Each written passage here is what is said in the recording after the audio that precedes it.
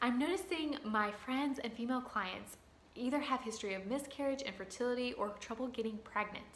I'm finding this is becoming more and more common, so I've set out to do some research to figure out what are the root causes of infertility. According to the CDC, about 12% of women aged 15 to 44 either have trouble getting pregnant or staying pregnant. The Mayo Clinic also states about 10 to 20% of known pregnancies could result in miscarriage. So what are the causes of infertility? First is PCOS, which can result in elevated androgens such as DHEA and or testosterone. Estrogen dominance is another cause, resulting in elevated levels of estrogen and low progesterone. Luteal phase defect is also a result of low progesterone without the estrogen dominance.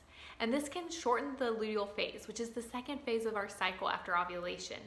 When this happens, it can cause either miscarriage or prevention of pregnancy. Hypothyroidism is yet another cause of infertility, and there are actually women out there that have normal levels of thyroid hormone, but subclinically they're hypothyroid because they have the symptoms. This too can result in luteal phase defect, but also can prevent the release of an ovary during ovulation, high levels of prolactin, and hormonal imbalance. Stress too is another big cause of infertility and prevention of pregnancy. When women are stressed, our bodies are going to be producing a lot of cortisol, and we have too much cortisol in the body. It's actually going to prevent the production of sex hormones. Genetics is another cause. So there are some women that have a genetic mutation in what's called the MTHFR gene, and this results in low levels of folate and B12. When this happens, this can cause birth defects and miscarriage. Long-term birth control use is also another cause.